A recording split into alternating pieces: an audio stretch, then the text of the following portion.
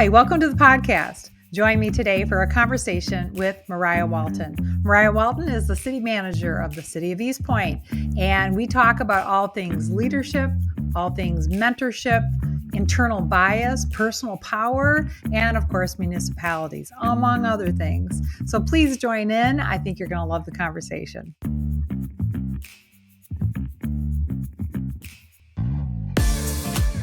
This is the Charging Up Leadership Podcast, and I am your host, Heidi Fry. This podcast is all about energizing you from the inside out, inspiring you to plug in, light up, and just be the best version of yourself in how you live and lead. Mariah, welcome to the podcast. I am so excited to have you here today. Thank you. I'm so honored to join you. Well, I usually like to start out with either how I know you or how we met or why we're having this conversation. I think that's a fun way to start. And you were part of the 1650 program through the Michigan Municipal League, and you were in class number 3, which was 2020. Yes. And of course that meant, that meant we were doing it virtually. And so it was a really strange time, of course.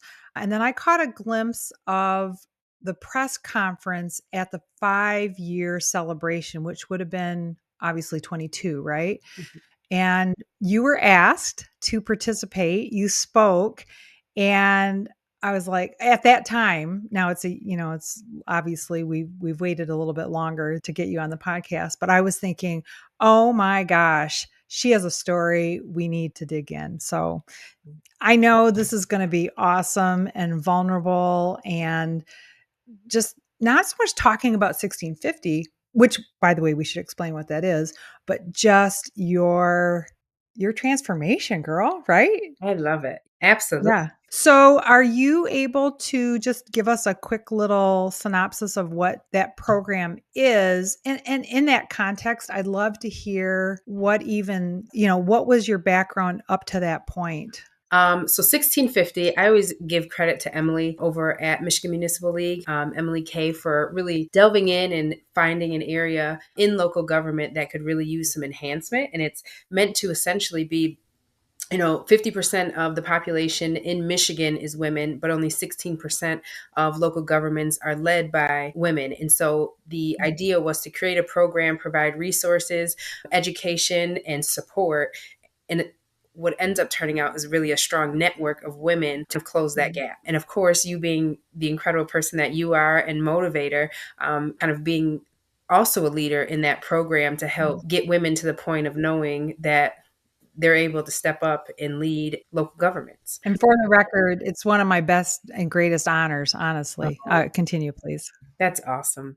Before I applied, I kind of have this blended background with like social services, the court system, which is still a level of government, but separate from local government. So some county experience. And then I transitioned to local government, kind of a small, mid-sized local government. And as soon as I had gotten into local government, I really realized that separation. And really, actually, it was prior to, as I was doing my master's in public administration. I actually am from the west side of the state, and I lived in Wyoming at the time. And I was I volunteered with Wyoming, and through my master's, I had to do different assignments, and I had engaged with the city of Wyoming. And at that time, it was the deputy city manager. Her name was Megan Rydesky, and I think now she's married. So I don't remember her name now, but she's an Asian American woman. And I remember being involved with her, and she had recommended I apply and serve on the Brownfield Redevelopment and the Downtown Development Authority. And I got to see her involvement in construction projects. And I was like, oh, like I actually could, as I'm doing my master's in public admin, I could actually explore this even more. And that's where local government became an interest. And I realized coming even to Southeast Michigan, I'm like, I don't really see women as often in those roles. And I luckily had the opportunity to serve under a woman manager when I came to East Pointe, Miss Elke Doom. And we had in-depth conversations of what it's like as a woman, one in Mhm. leadership, but also in local government and being the chief executive officer of an organization. And she was transparent to even go further for someone like myself that it's not just being a woman, it's being a young woman and a young woman of color, that Mm. I have to really understand what that looks like and in the market, what that looks like to an organization and to stakeholders. And how to move and navigate, knowing that other people may have biases, whether it's all three, just one of them, Mm. but it's not always, what's known in the market or in the field. And so 1650 offered that perfect opportunity of really exploring that, the additional resources, and kind of bringing my experience to really kind of blossom me and launch me at a certain point into moving forward. So Well, it seemed to me, what little I know of your background, that it was perfect timing. It was really great timing for you because you were working at the city, and then if I also putting the pieces together, I think I remember Emily saying that you had, I don't know, you mentioned something to her about, oh, this position open, but I'm not, I'm not going to go for this. Can you tell me a little bit more about that? yes, that's actually exactly what happened. So we started the program, I think, in the fall, and we were ending in December. Mhm. And again, one of the things that is highlighted in the program is women tend to be great planners and very organized. And one of the things we overplan is ourselves and our timeline of life, whether that has to do with personal things of, family, Mhm. marriage, and kids, and also goes into your career. And when you spoke of that, it hit me personally because when I came to East Point, I had a plan. It was like, I need to do this job and really get it under my belt for 5 years. And after that, I'm going to look for an assistant manager job and I'm going to do that for so many years. And then after that, I'm going to, so like I knew thought I knew what I was doing and how I was going to navigate to get to the position that, I really felt like I could serve in and make a difference in. And so I remember I came in April of 2020, mid COVID. I began the program in the fall. So I think it might have been like August-ish 2020. Yep. And we finished the Yep. program in December. Well, in December, our assistant manager position had opened up, and a part of the program was, doing your resume, a cover letter for, your next step of a job, and, participating in mock interviews. And I had dreaded the mock Mhm. interviews from the point I applied. I was like, oh, I don't know, but like, I don't really want to do the program, but like a mock interview, like, I don't know that I want to do that. And so, of course, I did my resume and everything for the assistant manager position, and I did it in a Mhm. serious way and did the mock interviews. And I had an incredible board. I mean, back then I didn't know, well, I knew some of them just from West Michigan and kind of the progress and just the incredible. Frank Peterson was the manager in Muskegon, and I've known Muskegon my entire life. Anybody on the West Side has, and just seeing the development and the boom, I knew how incredible of a manager Mhm. he was, and being in Mhm. tune with it and studying it in public administration. And of course, so when I get to my interview, he's on my panel, and I was like, "Whoa!" And then of Did course, you have a little bit of, like, stardust in your eyes? yes, I was like, "Why does he have to interview me?" Like, I'm just going to the assistant manager, like, maybe we could have, like, reassigned it to somebody, like, wanting to do a prep interview for a manager job, like, this is Yeah, the yeah. heavyweight in this room. And then, of course, Christian Worth was on my panel as well, and Oh, I've seen him he's awesome. now, Yeah. so supportive of the program, but even just in terms of mentorship, and I'm like, oh, man. And Mhm. then there was another gentleman, I think he was from, Plainfield, so I was aware of him as well, and I'm like, "Oh, man." Like, this is a panel, right? Like, they were serious about, like, how they navigated and really lined people up for these interviews, and I was Sure. nervous, but of course, once you get into it, and they're incredible people, so they made me feel comfortable, we had conversations, and, by the end of it, um, Frank had said, I don't have an assistant manager job here in Muskegon. It's never been funded. It's a smaller government. He said, but if I did, I'd hire you in a minute. Can do it. And it was That's automatic. awesome. But it also, at the same time, it clicked in me that it was like a validation that I was looking for. But it also clicked Mhm. from the months that I had spent with you and Emily. that I was waiting for the individual or the demographic that I had seen serve in that capacity give me validation to do it. While I was in Mhm. the program, I knew what my education, I knew where my heart was, I know what kind of a public servant I am. I have Yep. the ethics. I knew I could do it, but it was like, why did I just wait on this? I, and so I knew in that moment, I'm like, Right, that's a huge aha. That's a huge aha. it was and it was simultaneous where it was like I needed his validation, but at the same time I realized I really didn't need the validation. Where it Mhm. was like I'm glad I have it, but it was like the moment of like where everything for the program clicked for me. And it was like I don't need to go back and forth. I don't need to experience it. I know now. And it was a moment even prior to that, Emily had told me, the assistant manager position open. She's like, "Oh, that's perfect. Like it's great timing for you. You should put in." And I was like, "Oh, no, no. Like somebody else more experience is going to come." And I went back and forth with her and we had talked on the phone, text message. I was on a panel with her back in Grand Rapids, where she had me come down with a few other women. And I'm like, nah, nah, nah.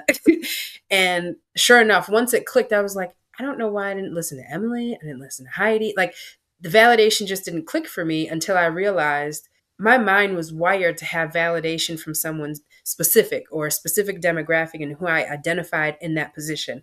And there's a bias in me and how I had seen the position that I have to be more conscious of and take that away.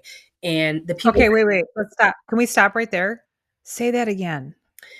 there was a bias in me that the people or the individual and the demographic that I felt was representative of the position that I wanted to go to or fulfill. I was waiting on that person to approve me. And I think in that moment when Frank validated that he would have hired me, and me knowing his service and his Mm. level of impact, I was like, I don't know why I have this bias on. Like, and so I had to be more conscious of where I needed or where my validation came from. And one, even from the program, was from me, and no one knows me better than me. But then two, Yeah. it's even the women that serve, right, and the people that I have so much respect for and that I really honor in their leadership, like you and Emily. And it was like I could have taken the things that they said and not waited for that clip. But it was a moment for me that it justified, Mariah, you have a bias in this moment. And you have to be more cognizant to remove that, even if you're trying, because it limits me. It was limiting. If I would have just trusted that, and if Frank didn't give me that validation, where would I be? Right. And so, Well, and it's interesting because the word I use is permission. mhm, Like you were looking for someone to give you permission that it was okay, or you yourself were needed permission from yourself. yep. And I don't know if you remember in the program, we talked about the glass ceiling Hmm. and how the glass ceiling is as, I don't know, real Hmm. within ourselves as it is on the outside, right? And we can control what's within us versus the outside so much. There just is so much there. So please continue speaking. I'm sorry for the interruption, but I just wanted to point that out because to really highlight it for listeners. Hmm. And I think that was the biggest thing, even in that moment. It, like you mentioned, it was my aha moment because even for that, it was as you move forward, you're giving the power to other people, right? And everything starts Mm. with you. And even as I go back and I'm grateful to even serve on panels with MML and other women that are going into it, and even going into interviews for councils, the power isn't within the council. The power isn't with the people that select you. You have the power of where you serve. And for me, like my level of integrity, my service, my ethics, you bring something to the organization, right? And so you have to also remember that the power is within you and where you serve and where you bring yourself. And if you restrict yourself, then you also take that power away from yourself. And so I've had to, over a course of time, remind myself of that and intentionally think outside of the box in terms of I'm not, even, when it came to Ann Arbor, that was a huge, I felt like initially, and I had to, a huge jump, and I had to think myself out of. Mariah, you're more than capable of applying and being a competitive applicant for this position, right? And all I have known in terms of local government has been East Point in depth, right? And I've been there for now 5 years, and it was like the idea of transferring somewhere else. Where do you line up, when it comes to the competitive market? And I had to intentionally walk myself back from that and really look at, Mm, you can't cap yourself. You can put yourself out there, you have all of your successes, and you can let the market read as it does. And I mean, I had an incredible recruiter that I worked alongside of that called. And it was funny because he somehow, and I don't know, I've never met him before. And of course, he's out of state. He said, I don't know how to say this, but I like to compare in sports terminologies. And then he started mhm. comparing based on, 1990s basketball all stars. And I was like, I understand exactly what you're saying. It was like not a level of reassurance, but it was like, that makes sense. And I understand it. And so I think it's really training yourself, and it takes time. And I think as a woman, there is a part of you that wants to be humble and realistic, but that also Mhm. has the ability to hold you back. And I think it's a strength to be able to walk into a room and be humble and allow the room to read as it does and not to overexert yourself. But there's also a level to it where if you go too far, you remove yourself from opportunities, right? And so I think that's an important balancing act. Right. It is. It really is. So, in case anyone's confused, because you talked about being in the program and you were thinking about the assistant manager position, so you've come a long way, baby. And in addition to where you're going, so can you just fill in that little timeline for us? So I did end up applying after the program ended for the assistant city manager position with East Point, and I was promoted. Yay! Right, I was promoted to the assistant manager. That began probably in February of 2021, and by the end of the year, I would say November of 2021, we were notified that the manager that I was serving under was retiring. So Miss Elkie Doom Mm, retired from East Point, and that was the end of her contract in December of 2021. So the council had asked me at that point to serve in the interim capacity.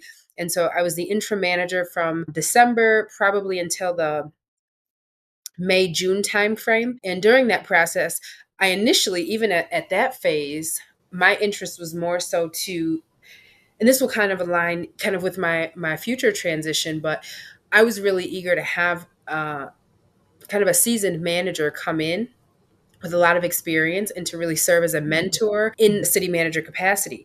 And so, mhm. even my team was like, "Oh, are you going to apply?" And I'm like, "No." I really, even when we went to MML events, I was like recruiting people like, "Hey, are you going to apply? You should come over. Like, we've got a good team." I was like trying to help recruit like well-known great managers to apply and come join us in East Point. And there were a couple of them that were like, "No, you apply." And I'm like, They said that? I like there are Mm. four of them that was like, "You should probably just apply, Mariah." And I'm like, "No, Ah, I really oh. want somebody to come in and like help mentor me. Like, you have more experience and you can, move things in a different way." And it didn't work. Um, So, wait, so can I ask, what did you think you were missing? it wasn't really that I was missing anything because I did have a pause as well, but I felt like the transitions were coming fast, and I thought, like, I can marinate in this position. Even the things that I was doing, you know, Miss Doom, I mean, I was involved in just about everything in a mid to small size community. I mean, every department I had involvement with, any of the projects. And so it was like, what else do you do? And it was like, I love this position. I'm working with everybody, and you're taking on one more responsibility, being the manager. And it was like, we could have somebody that could come in and see things from their experience that may be able to give in a different way than I can, because I'm still here, right? Like, I'm still serving in a Mhm, capacity. And so that was mhm. my initial thought. And the recruiters that were recruiting for the city at the time had contacted me the day before the position closed. And they said, "Well, we've talked to a lot of people in the community, people at the city, some of the council members, and we're a little curious as to why you didn't apply." And I'm like, "Well," I Mm, said the same thing. And she said, mhm. "Well, I really think you should reconsider, applying, because there are people that would like to see you and know that you can fulfill the position." It's like, I'll think about it. And I talk to my family and stuff, and I'm like, it really doesn't change much. And then the other piece is, in just being transparent, the assistant city manager job in East Point is a protected position. We have, civil service, it's a full time job and it's guaranteed. Like I moved Mhm, from West Michigan for an HR position, HR and purchasing position. I have my sister here. It's guaranteed. You're not, I was still going to the council meetings, but you're not, the person that's up there. It's like I could still learn and still be involved and not necessarily, mhm, mhm. move to that position. I really thought about it and I spoke to my family, but that's tough. You're like growing in Yeah, your position, and worst case scenario, like the council changes or dislikes something you do and you don't have a job. Mm. right. And you Okay, just, alright, alright. you know? So it was like, uh, um, But you only had 24 hours to make a decision. I did. And I really didn't think about it prior to that. It was like, nope. And I actually talked to my Elkie, the former manager. I had spoke to her prior to applying. And I shared the same concerns with her. And she said, well, you're right. You can always find somebody more qualified. I mean, she said, that's for any job. You can always find somebody that has more Mhm, education, that has more time in. She said, but the things that matter are, who's going to come in and care for the employees more than you do. That's easy. mhm, Nobody. mhm, mhm, And she said, but right, who's going okay. to come in? Can you guarantee, whoever is hired has the level of integrity that you do? No. Well, Mm, can you guarantee whoever comes in has the level of and will comply with the level of ethics that you have? No. And she's like, but those are the things that have the ability to change the mhm, organization. Are you okay? That was the other thing. Are you okay with someone coming in, not having those levels, and then reporting to that person and being okay with where the organization goes? Well, no. She said, well, no. then you know what you need to do. Mm, fantastic. Yes. And that was, still a connection at that point that always brings me back to 2020, where it's like you were creating a ceiling, hoping that somebody would still come in and not realizing. It always reminds me, how they have the 10 commandments of work, that the things that you can do that don't rely on, your experience, your knowledge, or your skill. You're showing up on time. Mhm, You know what I mean? You're mhm, respecting people. Those are the mhm, things that mhm. matter, that will change the dynamic of an organization very easily, or change your success in a They're position. culture pieces, right? They are. And in East Point, that was huge. I think in the end of 2020, we had lost a member of our DPW team in a trench. And I mean, that ricocheted through the organization. Wow. Our DPW team was there, our fire department was involved in the rescue, our police department was there. The member that we lost was, a union representative. So we all in City Hall, had negotiated with this person, engaged with this person. So it wasn't just like an unknown employee. And we're only 200 employees. We know each other by name. I know every single DPW member by name, and I Mhm, just mhm. about know a lot of their family. I've met family at events in East Point, so Sure. it's very, very connected. And so when it really got to that point, it was like, it feels like family, and I know Yeah, where my yeah. service is. So that's kind of where it ended up. And so I've served since December of 2021 as city manager, city clerk, and director of personnel in East Point.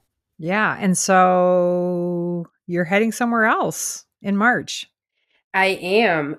I accepted a position with Ann Arbor as the deputy city administrator, and I'm very excited. And it's a very, very, I'm just honored to serve such an incredible community moving forward, but to also serve alongside an incredible public servant. And Milton Dehoney Jr. is the administrator down in Ann Arbor, and it was that missing piece that I felt in East Point, where someone that is seasoned, that serves the community well, but that I can really learn from and really expand and grow from as well. Mm, And mm, so, mm. not just having an incredible community, because there are a lot of great communities in Michigan, and Sure. even watching the meetings and how supportive the council are, the council and mayor have been, of different employees. Those are aspects that are really important to me in, serving a community. And I think that missing piece is that mentorship and being able to expand and grow in leadership. Mhm. So, I'm glad you're going to get what you thought you needed. Mhm. I will what's the word I want? Crystal ball this, and that you're going to get in that role and think, "Oh, okay, I finally have the mentor that I wanted and needed." And you're probably going to find out you're great already. It Yeah. might it might be that last little 5%, Mhm. where there's some things you were maybe not as comfortable with, or you'll see that, yes, oh, yeah, I do have it. So it'll be validation. So all that's really good. And it will, and I think, and he's even said, in some of the press releases, we have very similar styles. But a big thing, even in local government, is there's so much variety when it comes to a community, right? And so how you serve and how you organize and how you lead, people really depends on that. And so, I mean, even if I think, next door to East Point is St. Clair Shores, and you have different problems, or I should say challenges that you have to tackle, and how you do that and how you wrangle people can really expand you as a leader. And so even when I think of Mhm. Ann Arbor, there's so much versatility when it comes to that community. I mean, just one, you have a higher education institution there, a major one for the state, right? And how Yeah, yeah, that right. can work with local government and the leadership at the school. Those are opportunities that I can't explore or find a way to lead in East Point just based off of the structure. We don't have Sure. higher education institutes. So there's so many facets when it comes to Ann Arbor and the structure, a larger community, more people. And so I think it's, the step up that I need to really expand in leadership before really feeling comfortable. And again, it's part of, maybe even capping myself in some way, but sometimes I think it's more of an ethical way of doing it, in that I have my foot in the door and I understand what I'm walking into. And it's not how they always say, eating an elephant in one piece. You're taking it chunk by Mm, chunk, and yeah, being able to understand somebody. And, Milton is very well known in the public administration world. But being able to go under someone that I know is ethical, that I know is integral, and leads and supports his staff, we really match up there. And I think he's really yeah. able to help me blossom even further. So let's go back to your transformation Mhm. of what mentally got you from point A to at least point B, right? And now we'll call it points. Actually, we're on point D probably, right? So starting in MML and you were with the city of East Point, and then you went into the assistant role, then you went into the city manager role, and now you're moving forward, right? Mhm. So you talked about that internal, you use the term bias, I'm saying internal uh, glass ceiling, right? Right. What can you dig into that? I mean, and I really appreciate your vulnerability. I appreciate this transparency, having this conversation. This is so juicy. This is so yummy. So tell us a little bit about that if you could. So more so in terms of like my mindset shift.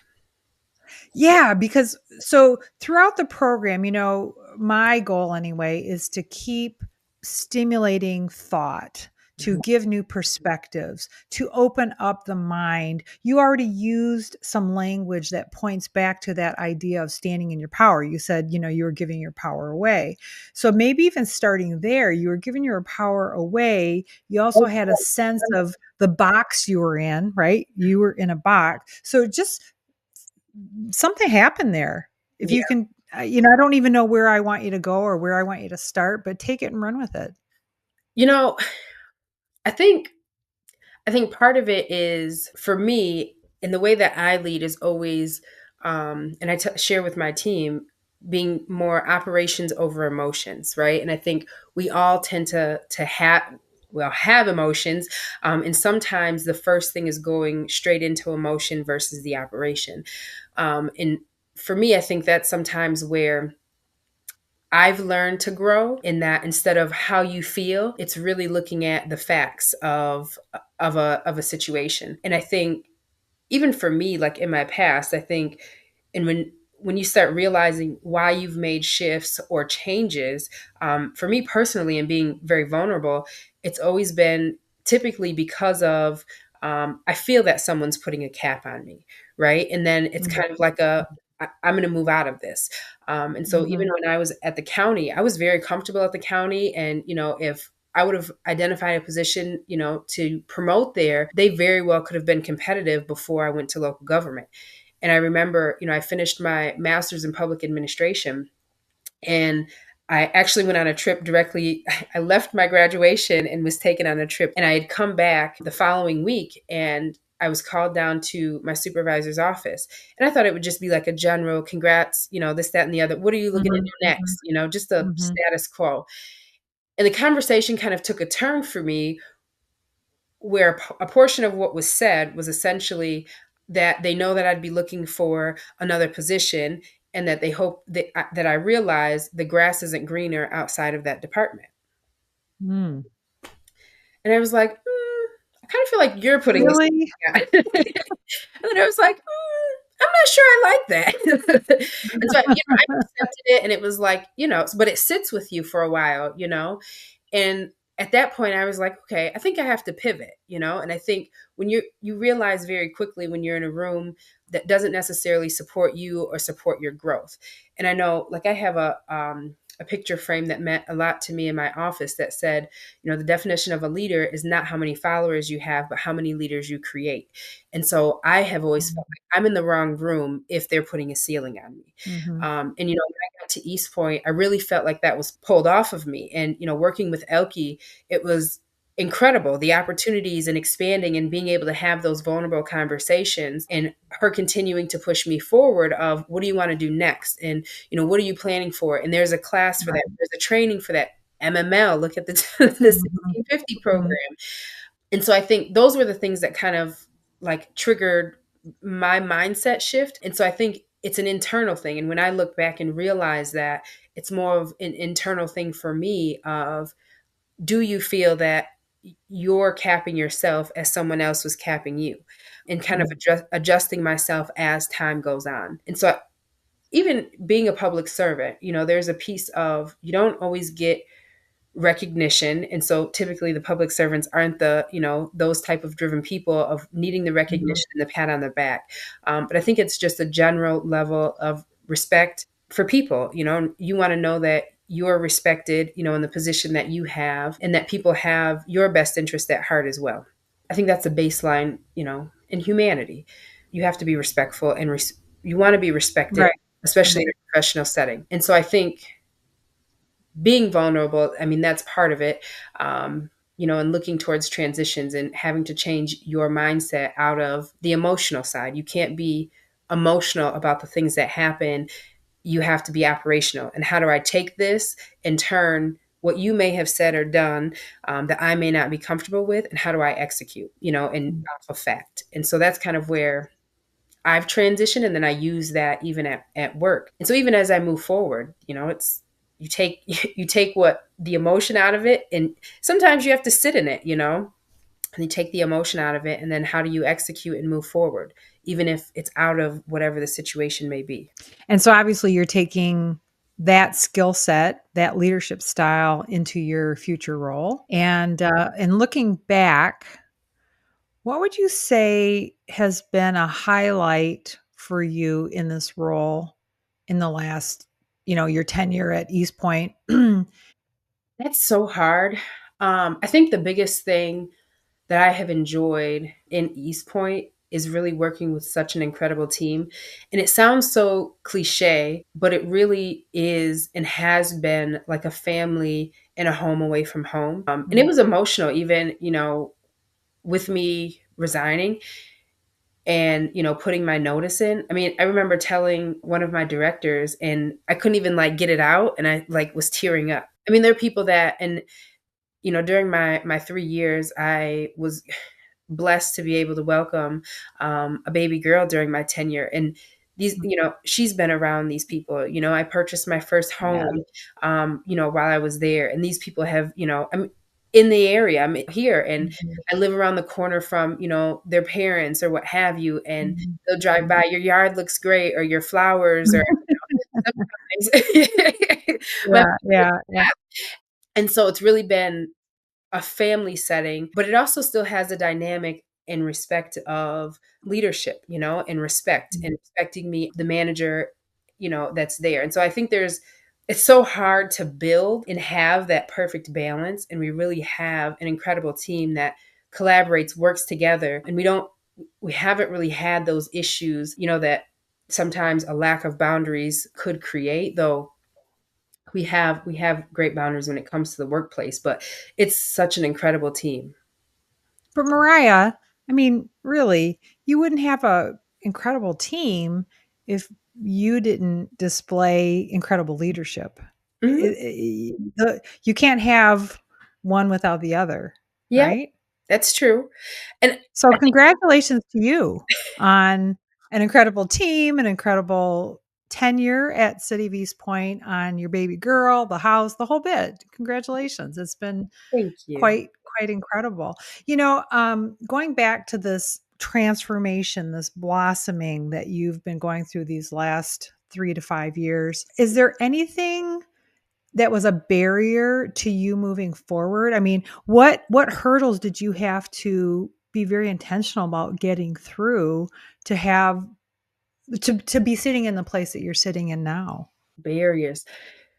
Of course, but and it's funny because I was talking to one of my directors yesterday about it. I think it's hard to place barriers for someone that, again, is ethical, is integral, like the people that are doing the right things, right?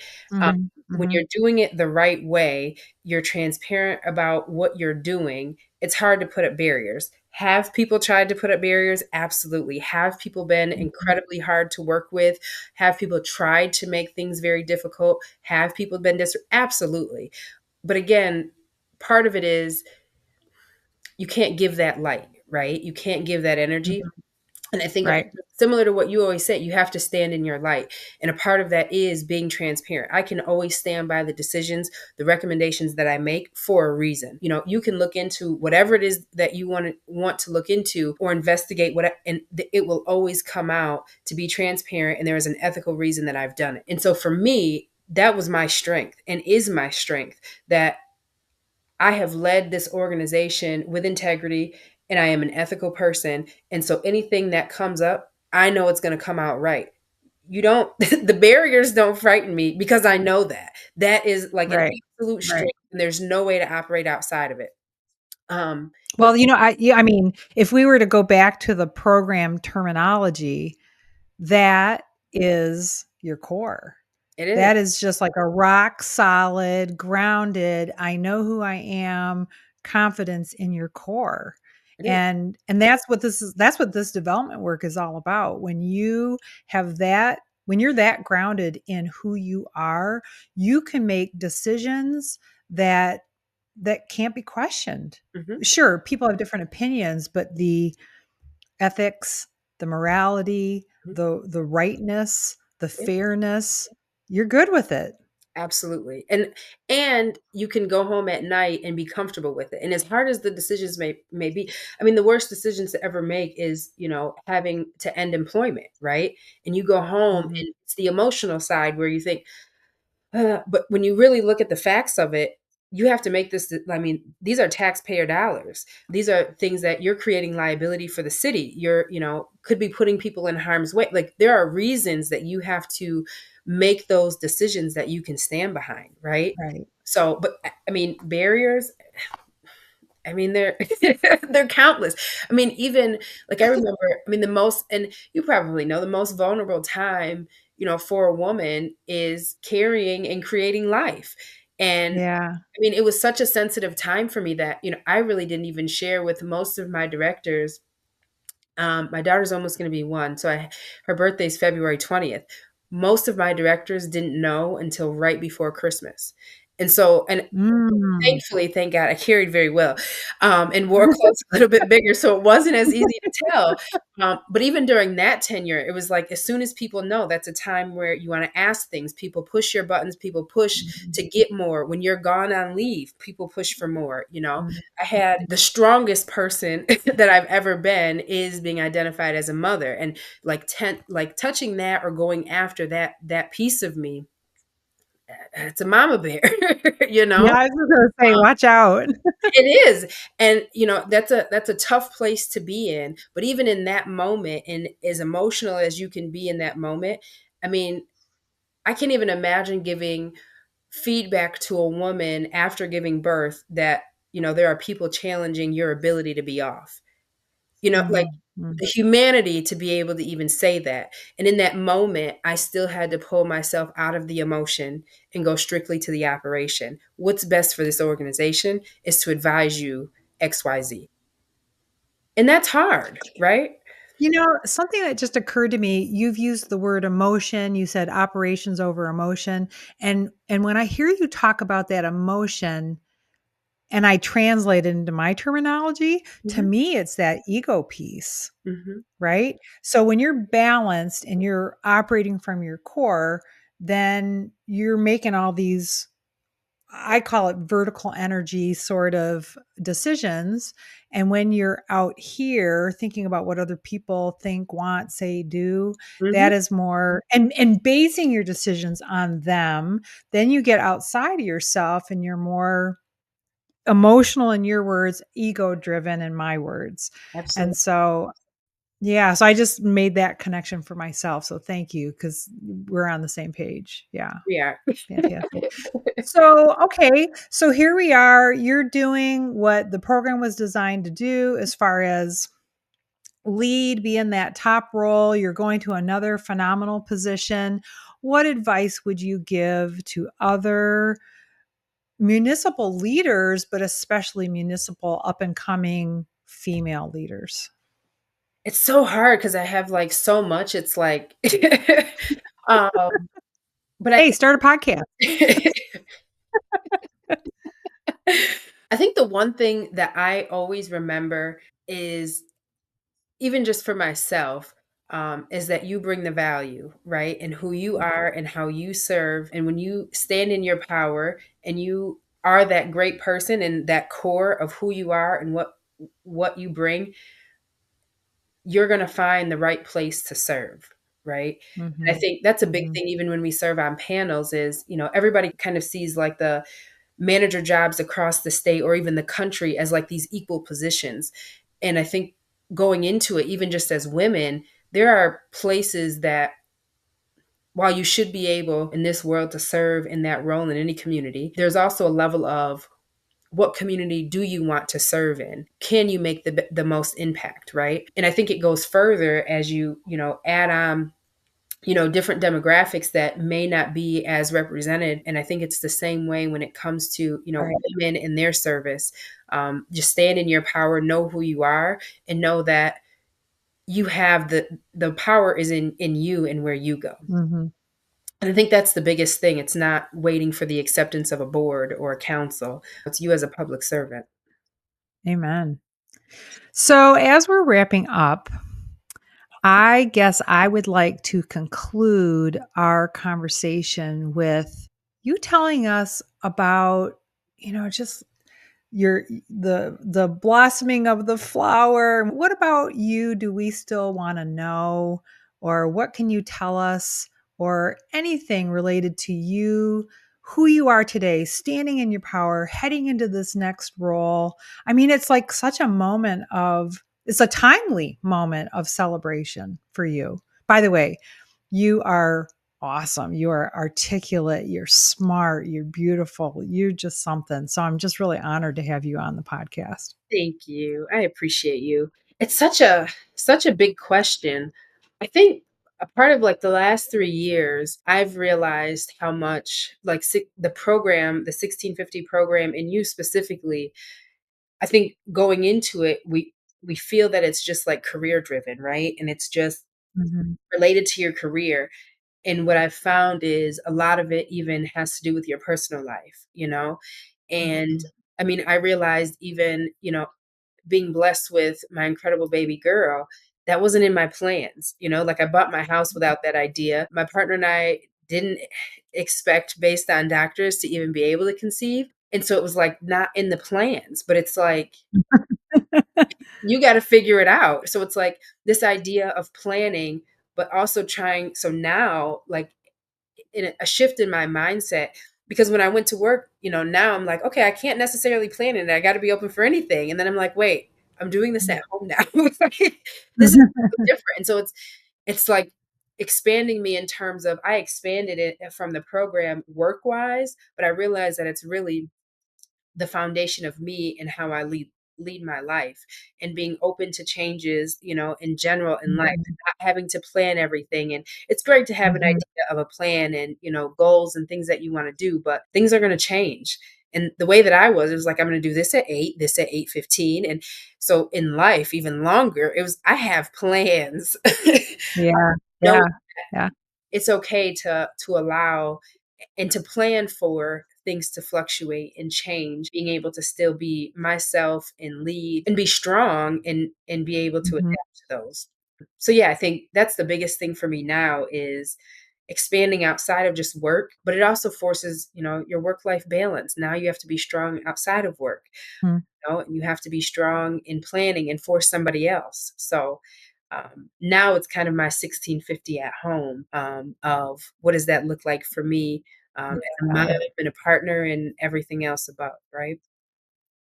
Well, and I hear reliance and confidence in yourself in the moment. Mhm. Those other planning activities, yes, there's good to have idea of where you want to go. You should know what direction you want to head in.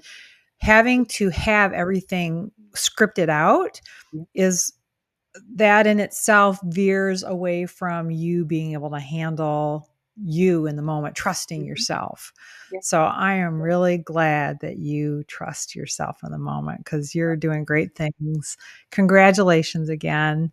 Thank And I wish you all the best in your new role in Ann Arbor. Very exciting. And yeah, I'm just so glad that our paths crossed in this way. Very cool. Thank you. Me too. I've just been so appreciative of you and Emily. I just hold you guys in such high regard, and the impact that Mhm. you guys have had just in my life, and being able to Mhm. still reach out Mhm.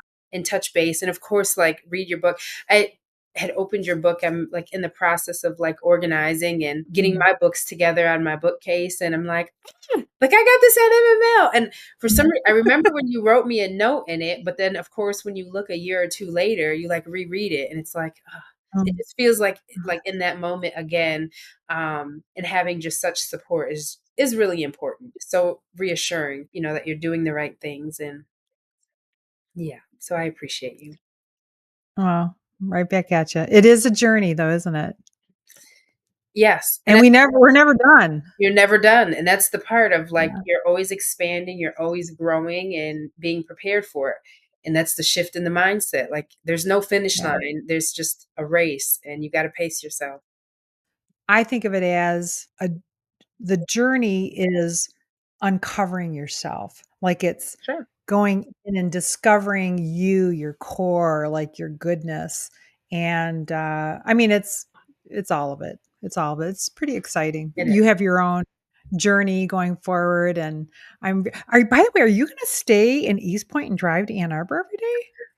So I'm actually in St. Clair Shores. I'm right next door to East Point. I think initially I will.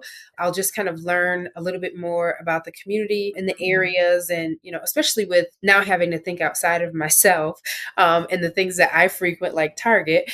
Now I've kind of, I have to expand that and really delve in and learn more. Yeah. So yeah, I think in good timing, I'll make a transition. And Well, I wish you well. Thank you again.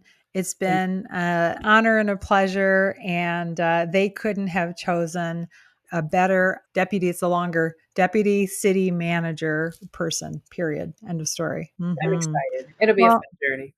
it will be, and I don't know if I'm in Ann Arbor, I'll stop in or Yeah, something. So I yeah. love that.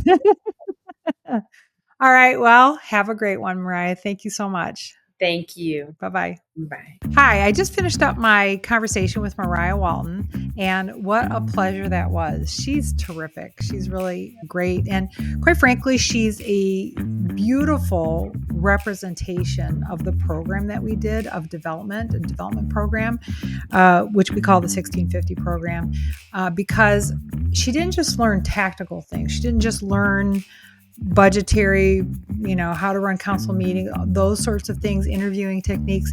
She also learned about herself. She did a lot of personal development, and it really comes through in not only how she handles herself, but how she has progressed through her career.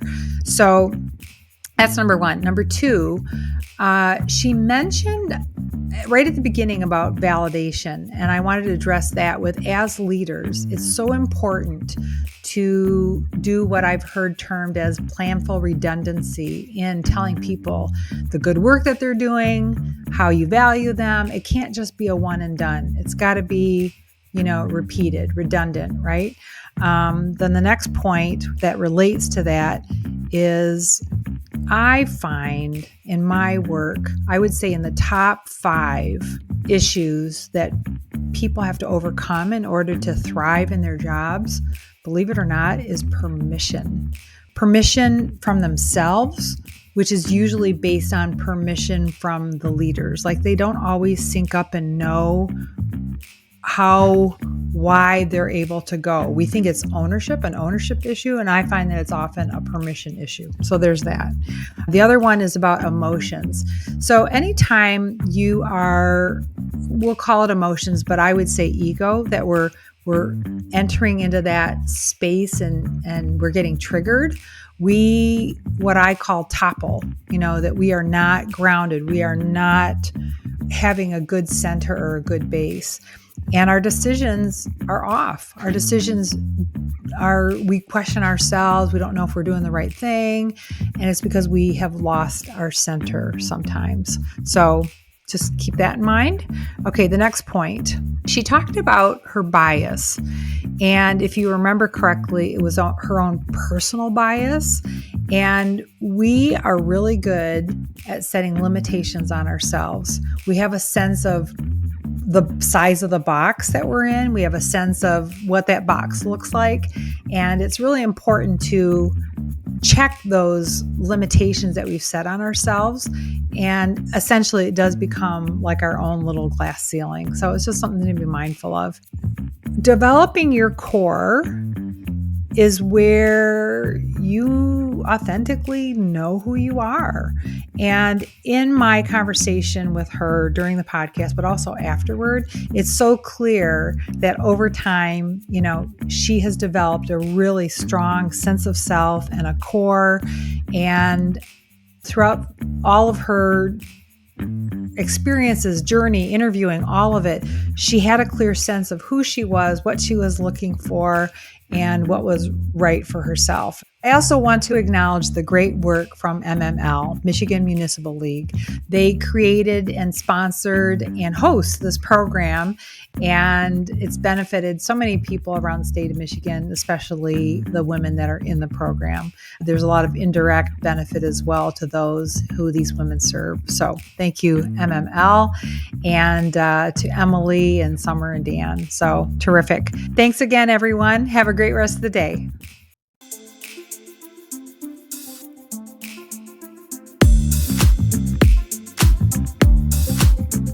You have been listening to the Charging Up Leadership podcast, and I am your host, Heidi Fry, charged up, plugged in, and sending you energy, light, and love. Find me at HeidiFry.com. And don't forget to check out my book, The Light Switch, available on Amazon, in your local bookstores, or on my website.